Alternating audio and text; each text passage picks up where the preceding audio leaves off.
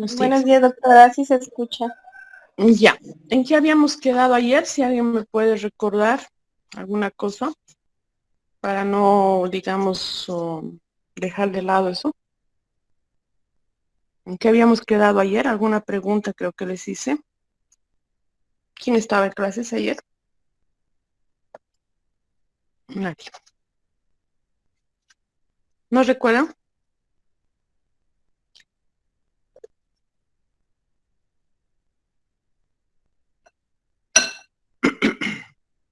Buenos días, Bueno, doctora. Estábamos en este, las vitaminas esenciales y semiesenciales, quedamos. ujú, ya. Ya, entonces les voy a complementar eso. Las vitaminas, en realidad, como les había dicho ayer, son todas esenciales. No hay semiesenciales dentro de la clasificación de vitaminas. Ya a pesar de que la fisiología misma de algunas de ellas es más compleja, pero todas son esenciales. Después los aminoácidos, estamos con los semiesenciales, en especial los que más actúan especialmente durante el crecimiento del cerebro, la cistina, la tirosina y la taurina. Y entre los ácidos grasos, los semiesenciales, el araquidónico es el más fidedigno y entre los esenciales, los otros, ¿no? Que serían el linoleico, el linoleico. Después hablamos también de los conceptos de macroelemento y oligoelemento, ¿no? Dijimos que oligoelementos son el hierro, el zinc, el cobre y bueno, otros más que existen, selenio, molibdeno y demás. Y los macroelementos, hablamos del agua, del calcio, del fósforo, del cloro que está dentro del agua, el magnesio. Bueno, todos estos que vamos a ir viendo después y su incidencia en nuestra nutrición y también hablando un poquito del COVID. Por ahora lo que les dije es que íbamos me acuerdo que hablamos algo de la lactosa también, ¿no es cierto? ¿Alguien investigó la función de la lactosa?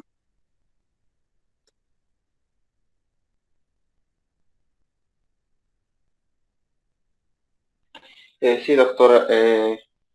Yo investigué y vi que la lactosa cumple funciones inmunológicas. Bueno, no la lactosa en sí, es la galactosa, lo que lo compone al carbohidrato, que es un Ya, carbohidrato más sencillo. La galactosa cumple una función más biológica y, ¿cómo se llama? Inmunológica. Y también compone más varias macromoléculas, son como los cerebrocitos, los gangliósidos y los mucoproteínas, que son constituyentes importantes de la membrana de las células nerviosas. ujú, ya, ¿algo más? Solo eso. Ya está bien, Yerko, gracias. ¿Algo más, chicos? Hay una cosita más importante.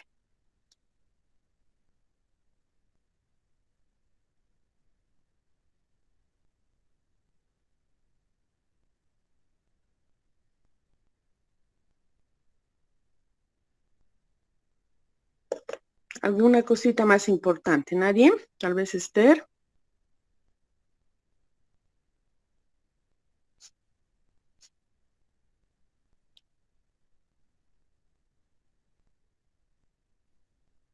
¿Han hecho relación? Sí, Esther, te escucho.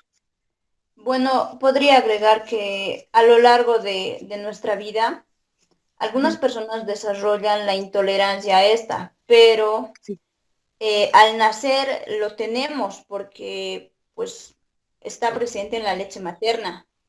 exactamente, ya. Entonces, sí, es sumamente importante la galactosa en realidad.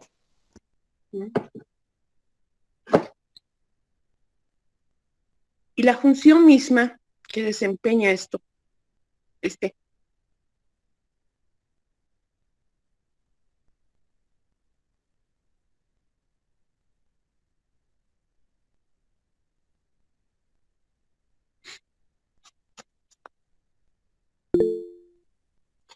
en sí las enzimas, bueno, todas, bueno, la lactosa en este caso, que es un componente también de la leche, ¿qué función tienen?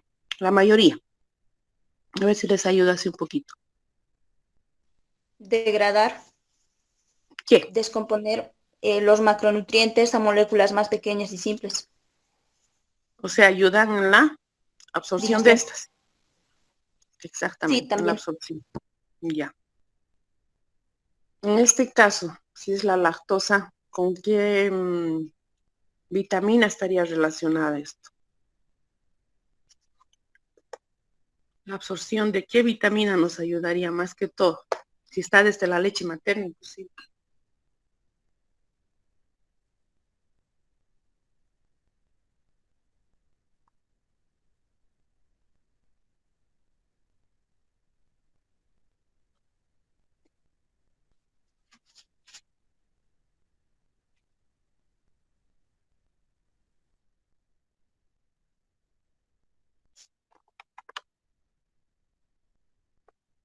Dijimos que la leche materna también, no sé si han estado todos, es deficitaria en vitamina D, ¿no?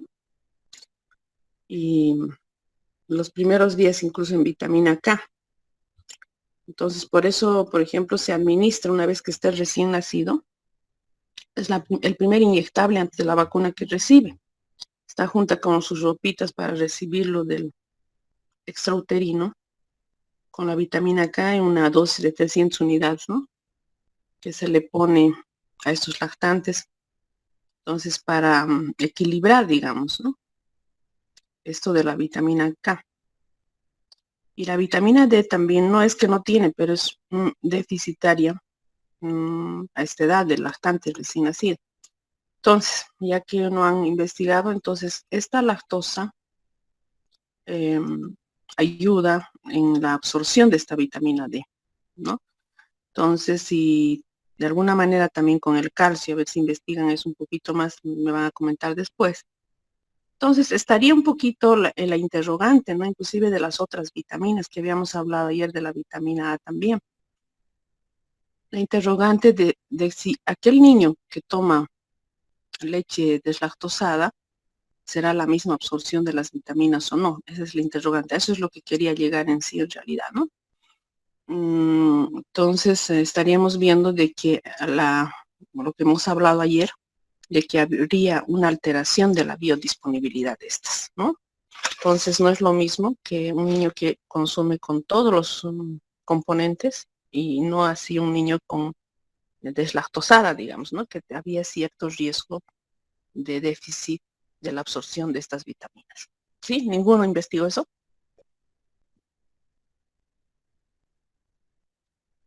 ¿Te he entendido? A eso quería llegar en realidad. ¿Sí? ¿Me han entendido, Esther? Sí, doctora. Ujú. Con la absorción específicamente de la vitamina A, dijo, ¿no? D más que todo. D, calcio, Ah, ya. lo que tanto en boga dicen, ¿no es cierto? Que la leche es para el crecimiento, que el calcio, extra calcio, no sé qué. En realidad, la deslactosada no estaría haciendo esa función. ¿Ya? Bueno, y si habláramos de leches, también habría mucho que hablar, ¿no? Como la leche de soya, por ejemplo, ¿no? Que está contraindicada en niños en crecimiento, ¿verdad? Hace una semana o dos nomás creo que me han pasado justo un menú, una dieta de un centro de Chapare, que son niños de 3 años a 16 o 17 años, que tienen una dieta estricta en dieta vegetariana, ¿ya? Me han pasado los menús y obviamente también parece de orden religiosa. Se habían quejado los niños cuando han ido a visitar, han hecho una inspección, el CDG, de que ellos no consumen carne, que no les dan carne. Entonces, a propósito de esto, vieron, y todo sí, es en base a carne de soya, carne de lenteja, leche de soya y todo esto, ¿no? Entonces, me pasaron a mí ese informe, esos menús y vi y hice mi informe, obviamente. Pero la parte de la soya, evidentemente, está contraindicada por los fitoestrógenos y demás en los niños. cosa que también en nuestro medio se ve que consumen mucho, ¿no? La leche de soya a cierta edad. Bueno, por ejemplo, mi hijo tiene 15 años, uno de ellos, y hace 4 o 5 años que yo veo, por ejemplo, a uno de sus compañeros consumir hasta 2 litros de leche de soya por día, ¿no? Y no es solo él, ¿no? El ejemplo es que vemos cuando vamos a las agencias de leche, están comprando para los niños. Eso también había que un poco educar en ese sentido y regularizar, ¿no? Bueno, cosas que PIL no, digamos, como sé que no tiene nutricionista PIL, solamente son ingenieros en alimentos, ingenieros industriales, entonces no tienen mucha idea. Pero sí, a nosotros nos corresponde un poco educar también en este sentido, ¿no? Y si habláramos de leches, bueno, hay mucho que hablar, pero ahora estamos hablando de las ingestas recomendadas de energía y proteína, pero si alguien quiere hacer algún comentario, escucho.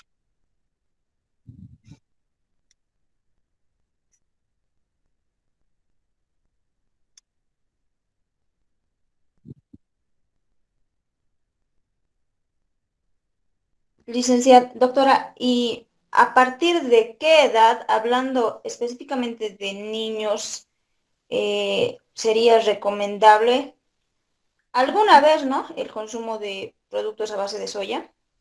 Ujú. Alguna vez, como tú lo dices, pero no tiene que ser de rutina, ¿no? Claro, Después de los 18 años, generalmente, tendría que consumir, por los fitoestrógenos especialmente que tiene. claro. Bueno, en este sentido, por ejemplo, nos ayuda a las mujeres en menopausia, ¿no? Particularmente yo ahora estoy tomando en base a soya.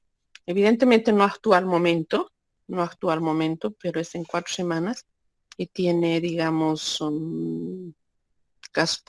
cosas positivas, ¿no? Porque al reemplazar con hormonas, por ejemplo, que nos da a veces el ginecólogo, que son los efectos secundarios a lo posterior son peores, digamos.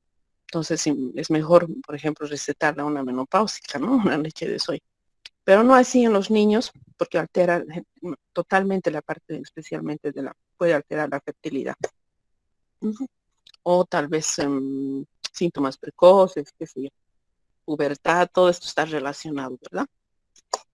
Pero hay mucho que hablar sobre la leche de soya, ¿no? Creo que tengo todo un texto de la leche de soya, pero sí hay que educar en ese sentido.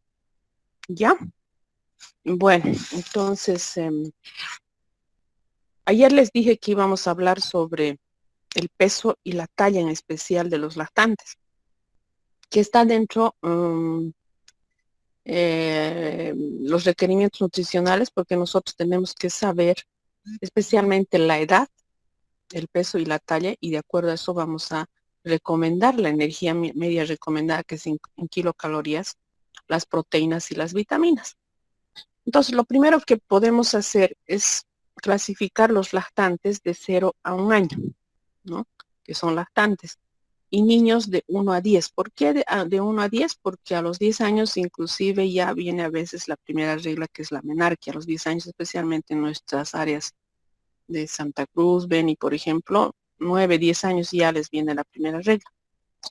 Y decir que son adolescentes a partir de esa edad, o 11 años, si queremos estar más cerrados, hasta los 18 años. O serían 3 grupos que vamos a ir manejando: lactantes, niños y adolescentes. Como les había dicho, el peso es fácil de calcular, porque un niño generalmente, ¿con cuánto de peso creen que ustedes nacen? Eso deben saberlo, ¿no es cierto? Más o menos, ¿con cuánto de peso nace un niño?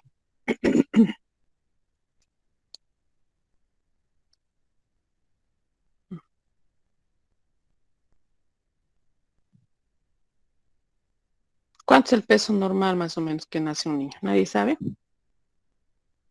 De ahí vamos a empezar.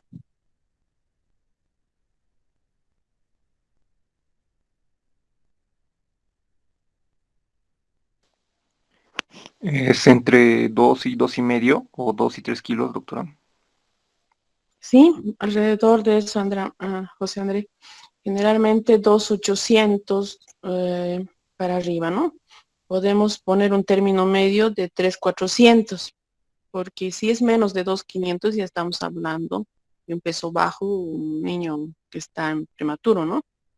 Generalmente es de 2.800 para arriba el peso deseable, si así decirlo, ¿ya? Entonces, pero generalmente 3 kilos, la mayoría es con 3.200, 3.300, 3.400. Eso tienen que saberlo porque, como les había dicho ayer, cuando se da pura lactancia materna, esto a los 6 meses se duplica directamente, ¿no?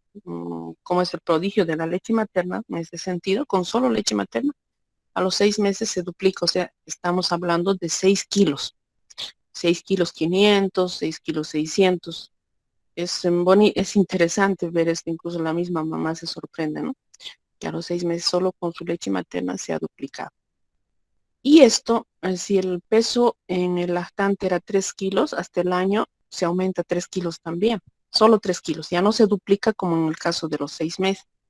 Entonces, hasta el año más o menos llega a pesar entre 9, 10 kilos, inclusive en más de los casos, ¿no? Después, en los niños ya de 1, 3, 4, digamos, hasta antes de los 6 años, hasta antes de los 6 años, generalmente oscila de 13 kilos a 18 kilos de peso. Esto porque yo un poco ejercito, porque no tengo enfermera en mi consultorio y generalmente yo los peso a los niños, ¿no? Y más vienen siempre para control nutricional mis niños. Entonces, cuando un niño de 6 años pesa menos de 20 kilos, entonces yo ya estoy un poquito alerta, que bueno, con su peso, aunque el peso y la talla, digamos, sí, como hemos hablado, son parámetros no tan fidedignos porque varía también, ¿no? Dependiendo de las ingestas, si ha comido antes o está estreñidito o ha tenido diarrea, qué sé yo. Pero sí tenemos que tener más o menos una idea. Por eso es que les toqué el perímetro cefálico, que tal vez es el parámetro más importante para mí, porque yo les peso y los mido, sí, digamos, estoy contento porque a la mamá, al papá les interesa más que todo eso, pero cuando me ven medir el perímetro cefálico hay un poquito, se interrogan, ¿no? Pero para mí es el diagnóstico definitivo, eso en cuanto a la parte antropométrica, especialmente en niños. Entonces, como les decía, de 6 años para 6 años ya tendría que estar pesando dentro de 20 kilos. Y más allá, ya hasta los 10 años, inclusive nos llega de 20 para arriba, o sea que son 28 hasta 32 kilos que he llegado a pesar en caso de 10, 11 años, 34, 35. Ya de ahí para adelante, ya en los adolescentes, que sería de los 11 para arriba, ya estaría vinculado con la medida de la talla, ¿no? Si un adolescente mide, por decirles, unos 57, tendría que estar pesando alrededor de unos 48, 50 kilos. Pero generalmente ya esto es de acuerdo a la talla. Hay varones incluso que miden unos 76 a los 18 años, unos 80, entonces, y son generalmente delgados, tienen un peso de 66, 70 kilos, que es normal porque la parte de la adolescencia es el crecimiento más acelerado que tenemos, ¿no? Especialmente en los varoncitos y en bueno, los varones son los que más se jalan, las mujercitas a un principio, ¿no? Y después ya cuando les viene la primera regla, que parece que hormonalmente también está explicado, entonces ya se detienen y lentamente crecen y los varones ya también empiezan a crecer aún más, ¿no? Entonces, más o menos ese es el peso que se maneja. Entonces no se olviden, a los 6 meses se duplica, antes de los 6 años es menos de 20 kilos y después de los 6 años es 20 para arriba, llegando a los 11 años alrededor de 30, 34, que es normal. Y en cuanto a la talla, pues un recién nacido generalmente nace de 50 centímetros, ¿no? Nace de 50 centímetros y llegando a los 6 meses, generalmente solamente 10 centímetros crece, ¿no? 10 centímetros crece y después de los 2, 3 años, 8 centímetros por año como que se detiene a los 2, 3 años y así a los 3 y 4 años inclusive se detiene más, 7 centímetros por año y a los 4, 5, 6 centímetros por año, ¿no? Entonces así, no crece tampoco mensualmente como podríamos pensar que es 1 centímetro por mes, ¿no? Entonces generalmente es el crecimiento, ¿no? Podríamos también hay otra fórmula que dice que crece 2 centímetros como se dice, 2 centímetros cada 2 meses. Pero como la parte del recién nacido es concreto que tienen que saberlo, ¿no? Que es de 50 y hasta los 6 meses 60, y de ahí lentamente va creciendo hasta llegar, digamos, a los 10 años, a 1,32, 1,40 a los 11 años, y después de 1,40 para arriba ya serían los adolescentes. Pero el crecimiento del niño es un proceso complejo en el que intervienen varios factores, principalmente genéticos. Yo más que todo lo palpo eso diario. No se olviden que yo manejo, digamos, procesos de adopción, ¿no? De los niños de los centros, hogares donde van a ir. Generalmente los niños no tienen papás o están por algún problema. Entonces, hacemos las adopciones, ¿no? Hay parejas que vienen a hacer las adopciones. Es bonito ver esta situación. Y la primera parte del crecimiento, en realidad, perdón, están llamando. ¿Se me escucha, no? ¿Sí? ¿Sí? Hola. Sí, doctora, se le escucha. Sí, porque había una llamada. Ya. Si bien el crecimiento de cada niño es diferente, les decía, en los primeros años de la vida ocurre un rápido aumento en la estatura y peso del niño que sigue un mismo patrón de crecimiento. Una vez nos preguntamos cuánto crece un niño en la infancia y cuánto medirá en el adulto. Esto les comento a propósito como les decía, de las adopciones. Hay personas, incluso españoles, extranjeros, que vienen sin ir lejos de acá mismo, ¿no? Gente que son altos, digamos, chocos, qué sé yo. Y llegan a adoptar a una niña del campo.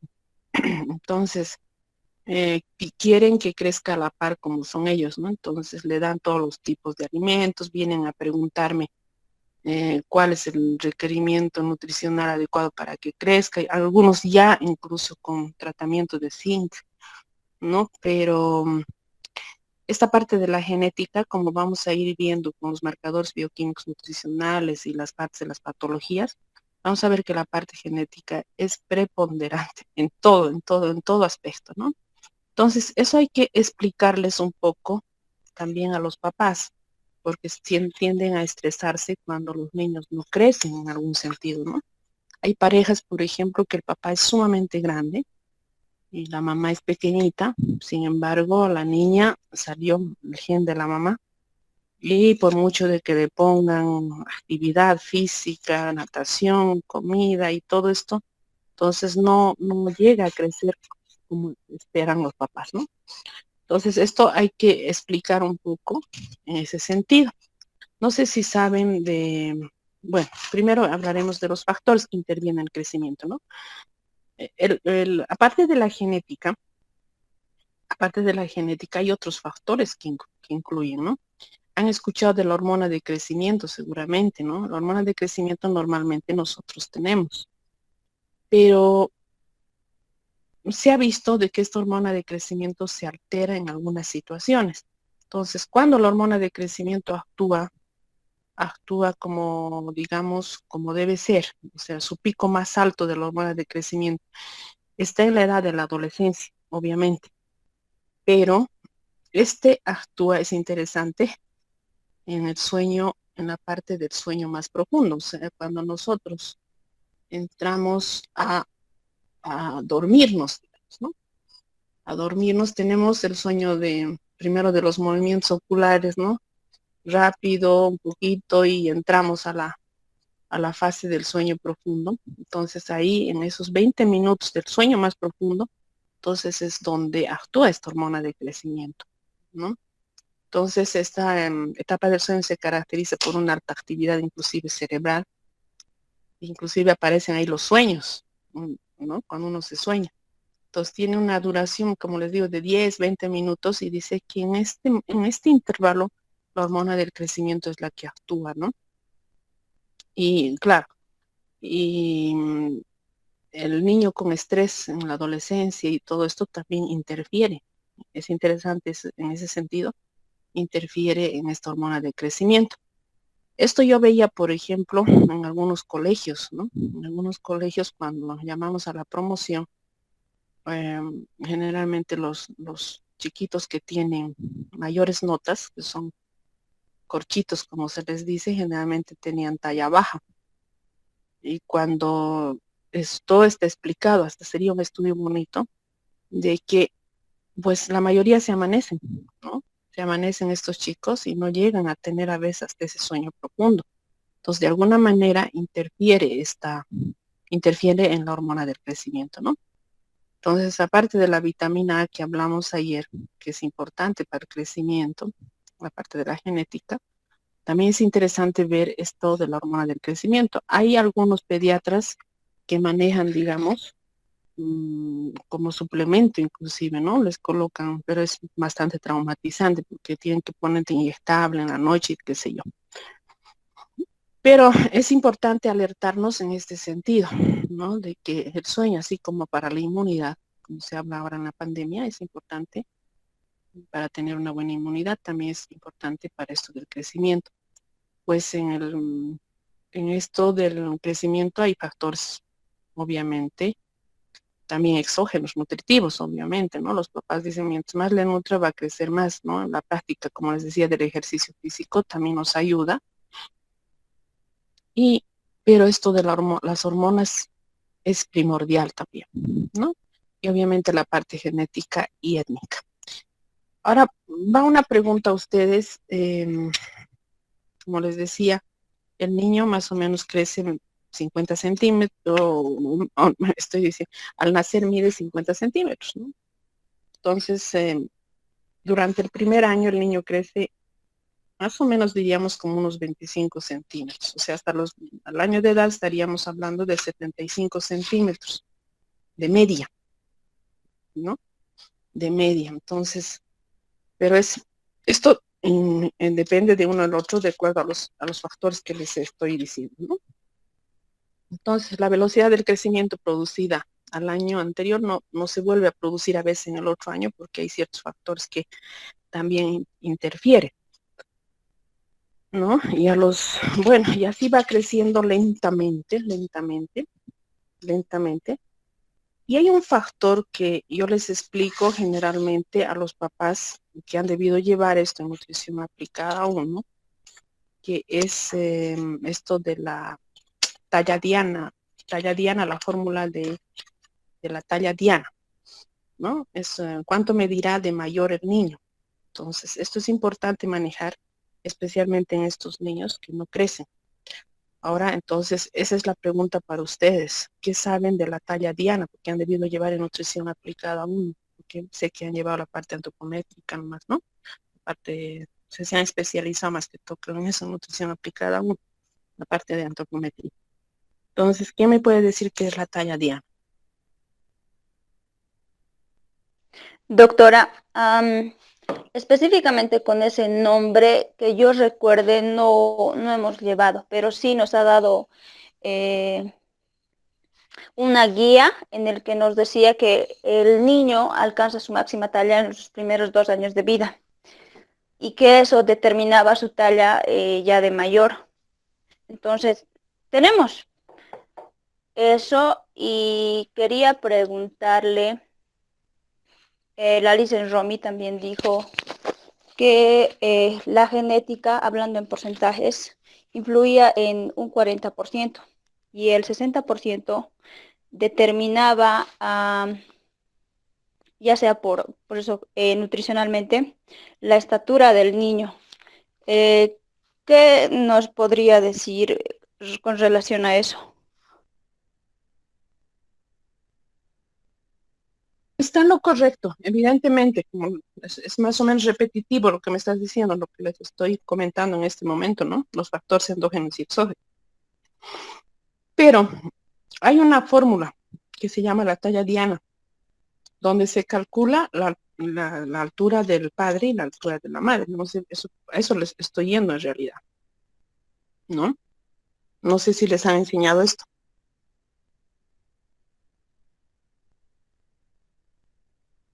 No.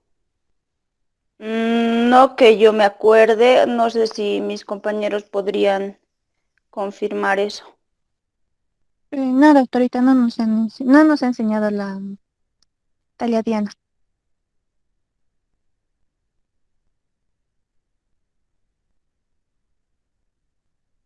¿O algún otro método, alguna otra fórmula para saber más o menos cuánto va a medir el niño en toda su totalidad hasta los 18 años?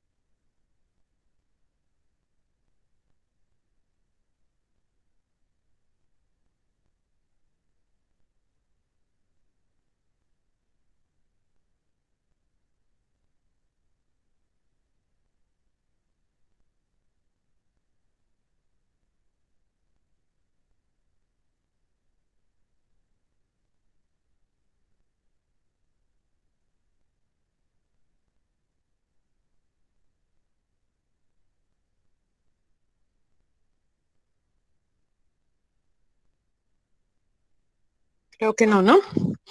Bueno,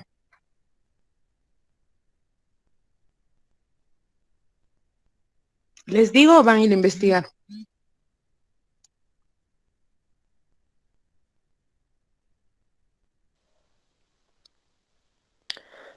Doctora, ahora mismo lo acabo de ver y no parece algo muy complejo. Según internet es la talla es una suma entre la talla del padre y de la madre. Se le suma Exactamente. más 13 y se la divide entre Fácil. 2. Ujú. Es facilísimo. Sí, Es lo que yo manejo, digamos, generalmente en mi institución, para explicar a estos padres que han adoptado, ¿verdad? Entonces, más o menos para que vean ellos que a qué edad, a qué altura va a llegar su niño, porque es la preocupación constante, ¿no? Incluso ya me vienen con recetas de, como les digo, de otros pediatras que les están dando zinc, les están dando vitaminas, hasta ya han usado creo que hasta la hormona de crecimiento en algunos de los casos, que están en natación y todo esto, ¿no? Entonces, con eso de la talla diana, un poquito se quedan tranquilos, digamos, ¿no? Y como dice José Andrés, no es nada complicado, ¿no? Generalmente en los varones la altura del padre más la altura de la madre dividido entre 2 es generalmente, ¿no? Más 6.5 centímetros en los varones, ¿no? En los varoncitos. Y en las mujeres la altura del padre más la altura de la madre dividido entre 2 menos los 6.5, así, de fácil, ¿no? Entonces, este cálculo hay que estimarlo obviamente entre más o menos 8.5 centímetros que puede haber de variación, ¿no? Tampoco es tan exacto, pero unos 8.5 centímetros. Por ejemplo, a ver, les voy a dictar si tiene un lapicero, por ahí.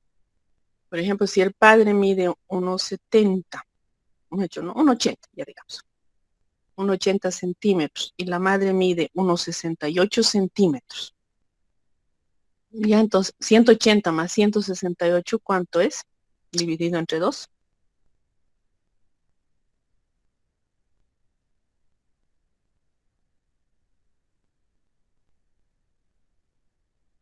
174. Ya. Más el 6.5 si es varón. 180,5. Entonces, más o menos esa sería la altura deseable de su hijo, ¿sí? Un 80.5 centímetros. Pero si es mujercita sería menos 6.5. Tendría que ser alta también porque generalmente son de buena estatura los dos papás acá, ¿verdad? Un 80 y un 68. Esa es la talla diana, es así de simple. ¿Ya? Y a ver si lo ven después.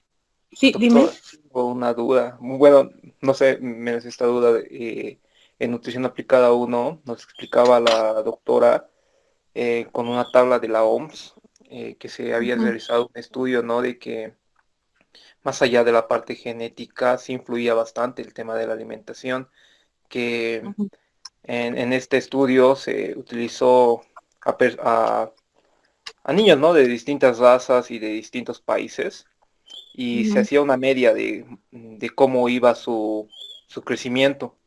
Y ahí ujú. mostraba igual de que Bolivia incluso nacíamos hasta más grandes y hasta los 6 meses incluso teníamos, ¿no? O sea, nuestro crecimiento era elevado. incluso mayor a lo de otros países con personas que tienen mejor genética, ¿no? Pero a partir de ahí teníamos una bajada a partir de los 6 meses y esto era debido a la alimentación complementaria, que en nuestro caso no era muy buena, pero que en otros países al tener más educación y más orientación acerca de esto, sí, ellos empezaban ahí a tener una subida, ¿no? Y entonces nos decía igual que en este mismo estudio también se utilizó a otros niños dándoles todos estos, o sea, dándole una correcta alimentación y poniéndolos a los mismos con la misma alimentación y más o menos se llegaba a la misma estatura. O sea que con una correcta alimentación sí se podía desarrollar correctamente un niño más allá de las razas. Y lógicamente también teniendo en cuenta algunas razas como em, de los africanos, esa parte de África, que sí, o europeos sí, que de por sí sí crecían más, pero sí nos daba a entender esto de que la parte nutricional y también que era muy importante. Claro, por eso es que les he dicho, la parte de la alimentación complementaria es la base para un niño, ¿no? Inclusive para el crecimiento más que todo del perímetro cefálico. Por eso es que me he dado tiempo de repasarles un poquito acerca de eso, para que ustedes den una orientación, ¿no? Y la orientación nutricional desde que nace, en realidad, con la lactancia materna. Como les había dicho, incluso en mi institución habían estado comprando leche de fórmula, ¿no? Para algunas mamás que tienen sus bebés, entonces he tenido que pararlas. Entonces, en ese sentido, la educación es importante y obviamente no se puede dejar a un lado la parte nutricional, para eso estamos estudiando la parte de nutrición. Entonces, es la base en realidad la alimentación, obviamente es la base, pero como les había dicho hace un momento, no es la que define, ¿no? Define tampoco, porque esto de la hormona del crecimiento, por ejemplo, que les he tocado, está bien planteado, especialmente en los adolescentes. Si hacemos un estudio, por eso sería bonito hacer tanta investigación que se puede hacer en nutrición. Y a mí me gusta, por ejemplo, dirigir, por eso los trabajos dirigidos, y creo que vienen bastante a buscarme. Me encantan, o sea, estos temas, ¿no?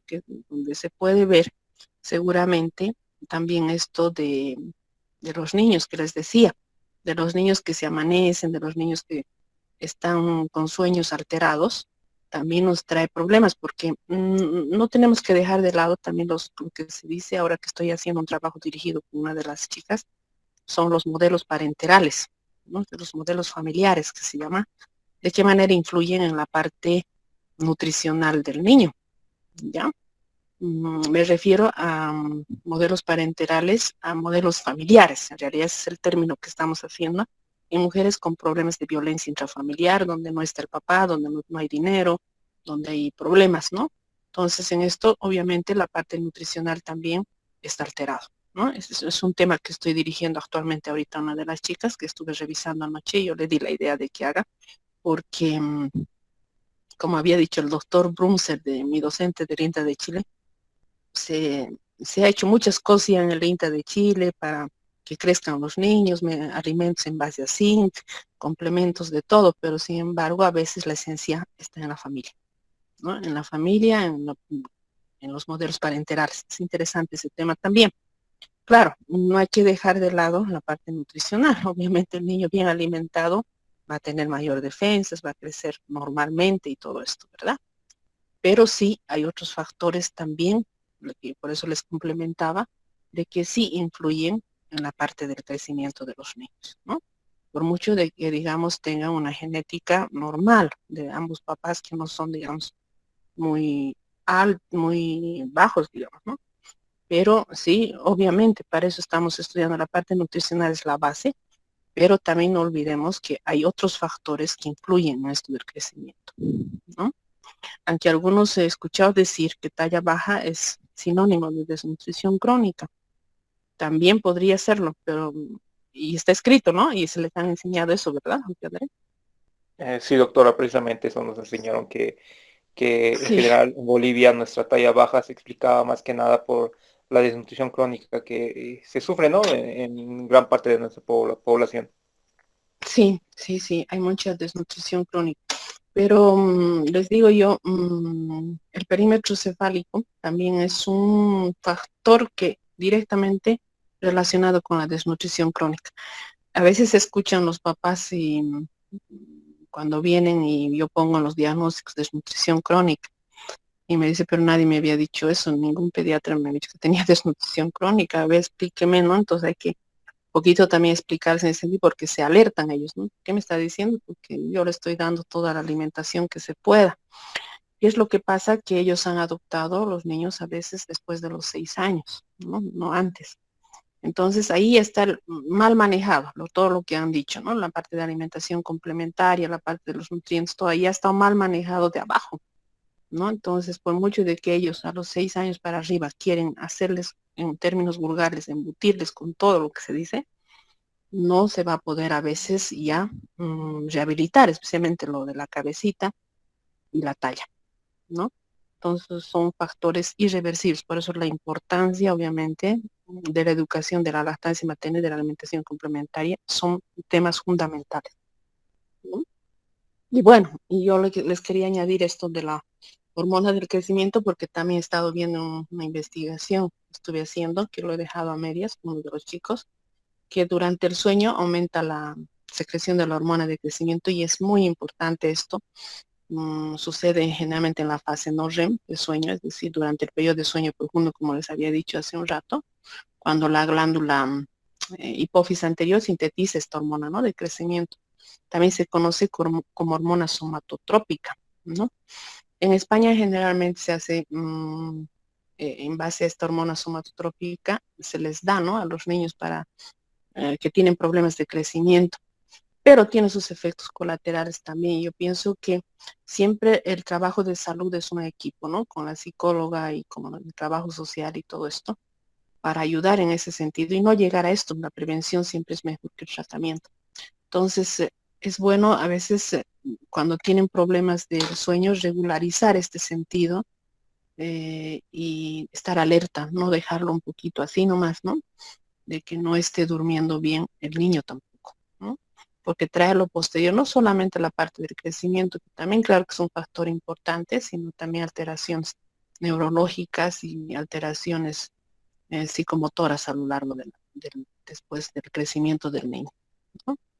Entonces, yo he visto esto, por ejemplo, bueno, mis hijos están en el colegio Merino, pero he visto en la promoción, por ejemplo, el Merino es bastante exigente, ¿no? Se estudian todo el día, creo, y todas las tardes, mañana y tarde. Ahora con la pandemia se están salvando de ir mañana y tarde, porque ni bien llegaban a mediodía, almuerzan, nuevamente están regresando.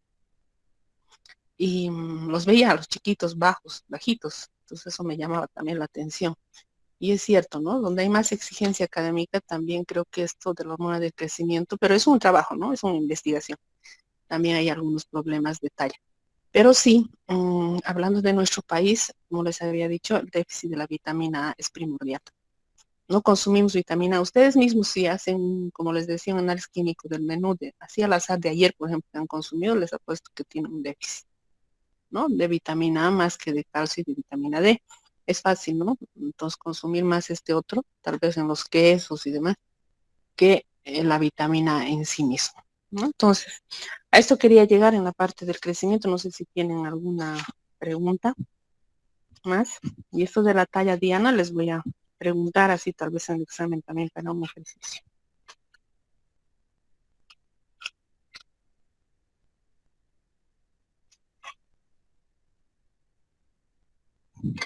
Doctora, ¿Alguna pregunta? yo tengo Sí. una pregunta. En base a su experiencia, bueno, una cosa puede decir la teoría, otra la práctica. Por eso, en base a su experiencia, con todos los niños que ha visto, es, ¿se ha normalizado mucho la talla baja?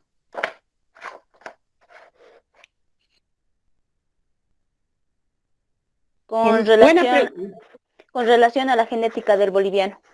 Bueno, aquí buena en Cocha.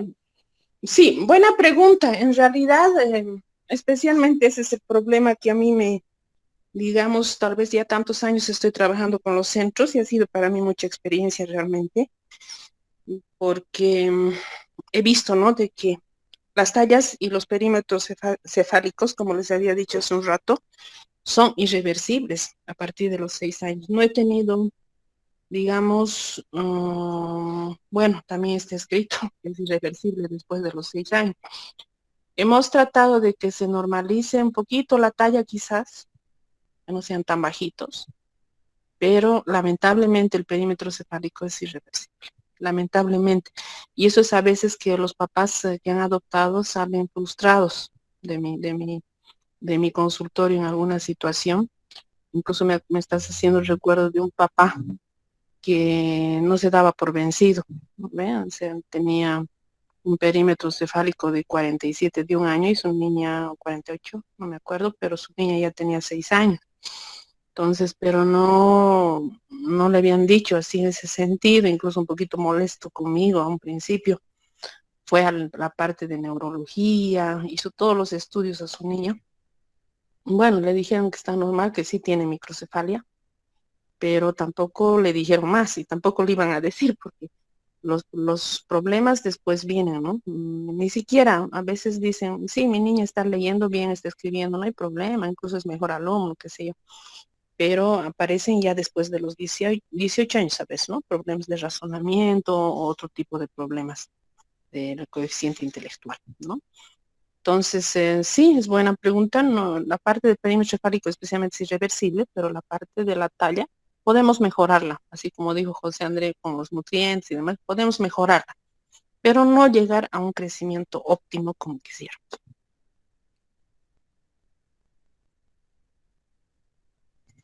No sé si te he respondido. Sí, licenciada. Y tengo otra pregunta también. Es que me está haciendo acordar de la licenciada. Ella dijo que era posible, no en su totalidad, obviamente hay cosas que son irreversibles, que en la adolescencia, con estos niños que habían perdido talla ya, era la oportunidad perfecta para que ellos recuperaran un poquito de la talla que habían perdido. Entonces, quería que me explique eso. ¿Pero en qué se basaba ella en eso? ¿En decir eso? Por eso, en niños que habían perdido talla, dado que hasta sus 2 años no habían tenido la correcta alimentación complementaria, ella dijo, como perdió talla esos 2 años que son súper importantes, en su adolescencia se puede, dijo, con suplementación, actividad física y tal. Entonces, en su experiencia, ¿qué tan verídico y aplicable puede ser? Sí, la parte de la adolescencia quizás es la parte con lo que se llama normalmente el crecimiento acelerado, ¿no? Y estos chiquitos, si tienen hermanos ustedes, bueno, yo nomás, mi hijo, por ejemplo, tiene 15 años, que están todo el día comiendo, ¿verdad? Quieren comer una y otra cosa y otra cosa y otra cosa. Eso es que el organismo está pidiendo, ¿no? La alimentación necesaria está perdiendo la energía. Evidentemente, en la adolescencia, en el crecimiento acelerado, necesitamos aún más todavía de suplementar estos nutrientes, ya sea en la alimentación. No, yo no soy muy, digamos, a los suplementos, vamos a hablar después en las vitaminas. No soy muy apegada a darle suplementos. Las mismas mamás vienen a veces, no quiere comer y directamente que el suplemento que les demos, ¿no? Pero tiene sus efectos colaterales, todos los suplementos, inclusive las vitaminas mismas que hemos consumido ahora por COVID pueden traernos hasta, yo misma en un tiempo me asustaba porque uno toma y toma y toma y a veces podemos tener hasta problemas renales, ¿no es cierto? Entonces, no estoy muy apegada yo a los suplementos en ese sentido por los efectos colaterales. Prefiero siempre hacer la guía primero natural y en la alimentaria. Y en ese sentido, los adolescentes, claro, obviamente, consumen más, y si tienen el alimento requerido, o sea, lo que hemos hablado ayer del requerimiento adecuado, van a crecer como se debe en ese sentido, ¿no? Van a recuperar su talla. Pero no nos olvidemos de que hay otros factores, vuelvo a repetir como hace rato, ¿no? Hay otros factores como la hormona del crecimiento, la parte de genética y todo eso. Tampoco vamos a esperar que este niño crezca más de lo que estamos esperando. porque la velocidad del crecimiento es una variable, ¿no? Variable que tiene varios factores y además que modula también los requerimientos nutricionales del mismo. Como les digo, el mismo pide, pide y pide y pide, ¿no? Pero hay algunos adolescentes también, y eso estábamos también comentando hace el sábado con las mamás, generalmente consumen más comida chatarra, ¿no? Que hay que cuidar también en ese sentido. No están muy acostumbrados los adolescentes, ahora hay que educarlos en consumir, digamos, una alimentación saludable, ¿no? No me van a dejar mentir, si tienen hermanos ustedes, es difícil a veces hacerles consumir la fruta, ¿no es cierto? La fruta y otras verduras y demás. Evidentemente ellos prefieren comida chatarra, entonces hay que tener también cuidado en este sentido, porque la parte de la energía en kilocalorías en el adolescente generalmente llega hasta 3.000 kilocalorías, ¿no? ¿O no? ¿O qué dicen ustedes? Hasta 3.200 kilocalorías llega. ¿Sí? Sí, ¿O doctora. cuánto manejan ustedes de kilocalorías en un adolescente? ¿Ve? Sí, oscila entre 3.000, 3.200, dependiendo mucho su actividad física también, porque hay adolescentes que practican deportes. Sí, y aunque ni practiquen deportes, generalmente es de 2.000 kilocalorías para arriba, porque el mismo crecimiento digamos, les exige. En cambio, en los niños podemos manejar, como tú has dicho, de 1.300, 1.800 hasta 2.000 kilocalorías, ¿no? Entonces, pone un término medio de 1.500 en niños. Entonces, en los adolescentes estamos duplicando, que es 1.500 a 3.000. Así de fácil también se maneja la parte de kilocalorías, no es tanto contable, porque el lactante generalmente necesita unas 600 kilocalorías, hasta 650, esto se duplica, 650 por 2, que sea 1.300, 1.500, que serían los niños. Y de 1.500 para arriba, ya 2.000 para arriba, ya hacemos adolescentes. Así de fácil la parte de energía media también, o kilocalorías que se manejan. No es necesario por eso a veces la tabla misma, ¿no? Porque el aporte energético debe cubrir las necesidades, o en realidad para el mantenimiento, claro, como tiene que ver mucho con la actividad física, la parte del crecimiento también, ¿no? Les ayuda en alguna manera, ¿no? Entonces, esta velocidad del crecimiento, la actividad muscular, todo esto, entonces también les exige a ellos mismos de consumir más alimentos.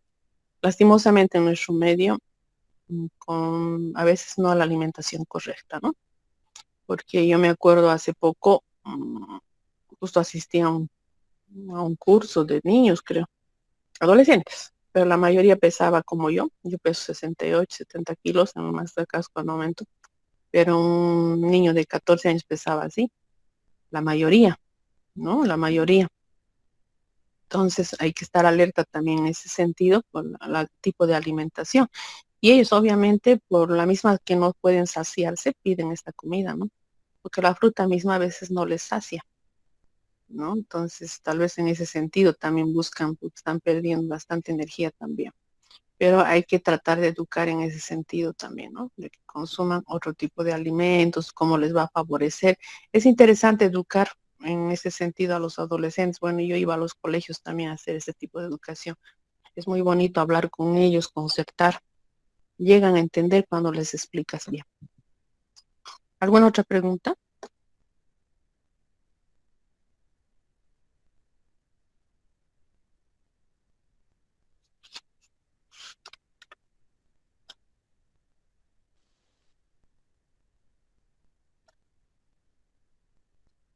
Bueno, ahí lo dejaremos entonces. Vamos a hablar de proteínas el viernes, de ingesta media de proteínas, que es quizás la parte más importante de que hay que regularizar también la proteína. En nuestro medio, como cuchabaminos, consumimos bastante proteína, porque un plato de chicharrón nomás, por ejemplo, es exceso de grasa y de proteína.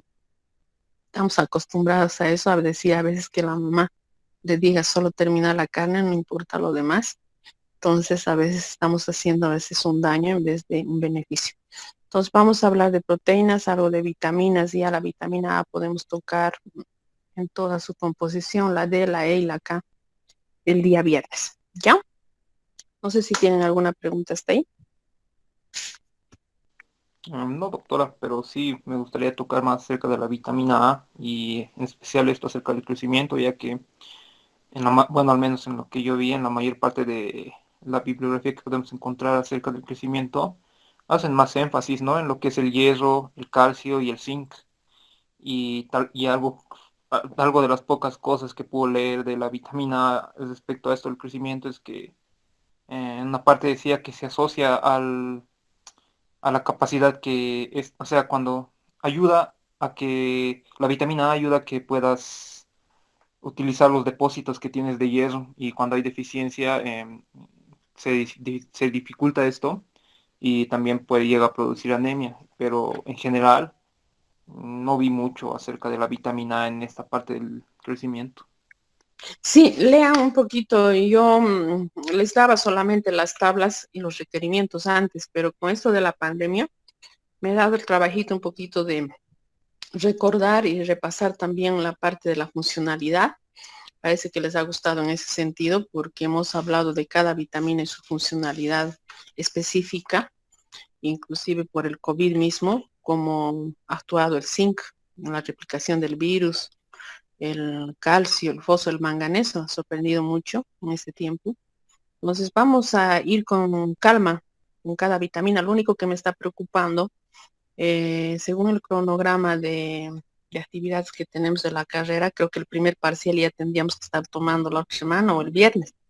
Entonces, en ese sentido me está preocupando un poquito esto, porque a mí no me gusta avanzar rápido. Para mí sería fácil llamarle a la representante de darle texto y tomar el examen, pero no me gusta que se vayan así. Eso voy a ver, o tal vez tendríamos que hablar a nivel de, no sé, de los estudiantes, que un poquito se modifique esto, o están ya adelantados en las otras materias. No, Mm, doctora. No, doctora, lo- recién vamos a dar el día lunes de dietoterapia. Pero ahí está, ya van a dar de dietoterapia, entonces se han corrido, ¿no? Sí, Entonces, la Alice nos dijo recién ayer, el día de ayer, que íbamos a dar el día lunes. Todos nos quedamos sorprendidos igual. entonces les ha dado solo el texto, yo creo, porque la señora era semana médica, ¿no ven? No sé, porque, bueno, para mí sería fácil, como dicen en algunos en otras carreras, les dan el texto, lean y listo. Pero ojalá no me retrase mucho porque me falta todavía. Y si es que es vitamina por vitamina como quiero darles, entonces vamos a tardar un poquito y después va la parte de las encuestas, ya que les puedo dar nomás el texto para que lo lean y lo hacemos en una semana, eso y damos, digamos, a más tardar de esta semana, la otra estaríamos dando el otro viernes, tal vez recién, si es que un poquito me apura inclusive. Ay, no sé, estoy preocupada. Porque a mí también me han dicho que, eh, llamando yo creo, me han dicho que hay que tomar. Ya. A ver, trataremos de avanzar pues rápido el viernes en vitaminas, no sé. A ver si hablan, pero chicos también, que a ver si se puede recorrer un poquito ese cronograma, no me parece. ¿O qué dicen ustedes? ¿O quieren dar de una vez unos exámenes así nomás? No, estaría bien recorrerlo porque así avanzamos un poco más de la Sí, materia y pero, entendemos mejor. sí, sí, pero doctora. reúnan. A ver, yo Yo creo también. que sí. O sea, haremos el avance con calma, entenderemos bien y luego damos nomás el parcial. Sí, porque el segundo parcial es para mí el más, la base de mi materia. Esto, digamos, esta parte de requerimientos y entra también de salud pública, lo que es encuestas, eso que a mí no me interesa, la verdad, mucho, porque, bueno, a lo posterior después solamente hacen la historia dietética y creo que se repite incluso en otras materias, no sé por qué le han puesto al plan global, pero yo soy dueña de mi materia, o sea, que les voy a dar y pienso lo que ustedes van a utilizar, lo que les va a servir. Pero a la parte del primer parcial entra estos de encuestas, tendría que darles nomás a la representante tal vez la otra semana para que lo lean y así rápido entramos. Pero esta parte de requerimientos quisiera darles un poquito más detallado, ¿ya? Entonces, no estamos en contacto. ¿Listo? Hasta el Bien, viernes doctora. entonces. Hasta el viernes, chicas. Está bien, doctora. Chicos. Está bien, doctora.